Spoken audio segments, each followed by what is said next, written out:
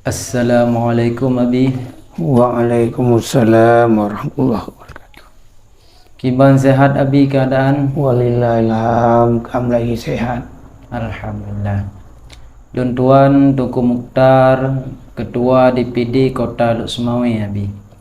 Alhamdulillah. Jadi kedatangan lun keno Abi, lun tanyang sabah persoalan Abi. Nyapa naik yang liu rương ini. Nah Abi, naik tayang-tayang liurung. Get. Jadi di Nanggro Aceh nyo Abi, nagekeun perboh suke Abi. Ya. Kiban yang maksudkan perboh suke yang Abi? Oh, munah. Ya. Jadi malamnya Duk Tengku Mukhtar dengan Ketua DPD Parti Kaptat Kota Luk Semawe. Ya tayang tentang masalah boh sukai ya. Yang kita nyong lego karena mungkin nih dengar buat lagu Rafli ya. Ya. Boh sukai. Yang pertama sukai ya Imam Put. Kedua sukai ya Sandang. Kelima sukai Tuk Batai. Yang keempat sukai Lertu. Sukainya suku kaum. Yang baik. Suku kaum. Naput boh perkauman di Aceh. Nyan put boh kaum nyan urang Aceh bangsa mulia. Mudah danda jamun. Antara pendatang baru dengan kawan. Mudah tak danda. Sebab orang udip mengkaum. Kemudian nyan di samping bangsa-bangsa mulia yang lain. Ngaban. Lagi ada Aceh. Le keturunan Sayyidina Umar. Lagi ada Aceh. Le keturunan Bani Abbas. Di Aceh. Le keturunan Abu Bakar. Yang ulun pegahnya panjang dah cerita. Jadi bangsa-bangsa mulia kamu dapat Aceh.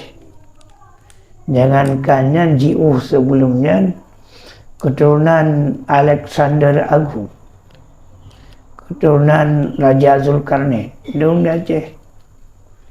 Yang lagi yang kejut. Acehnya termasuk bangsa Kha dalam dunia. Bangsa Kha. Mereka orang Palestina dipercaya ke orang Aceh. Yang siap kata lu Yahudi. Ini masalah mulia bangsa. Kan masalah lu senjata, miliknya senjata. Masalah bangsa. Ini masalah. Ini masalah. Makanya kita baca kitab Al-Qidin yang kebuka kucing perdagangan.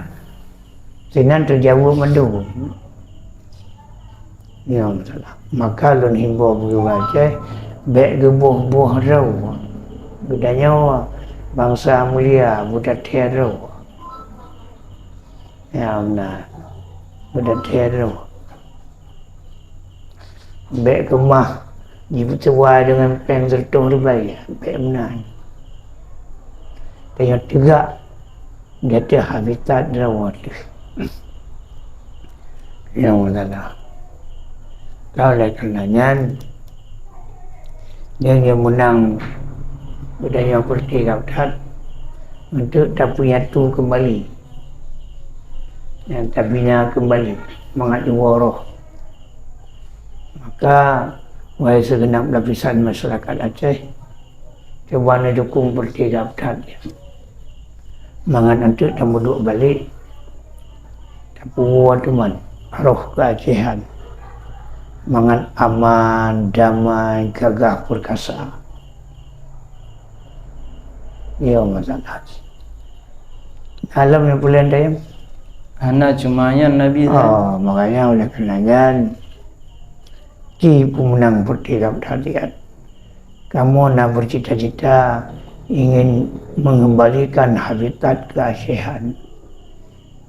Dan Allah yakum ajma'in. Wabillahi taufiq wal hidayah. Assalamualaikum warahmatullahi wabarakatuh.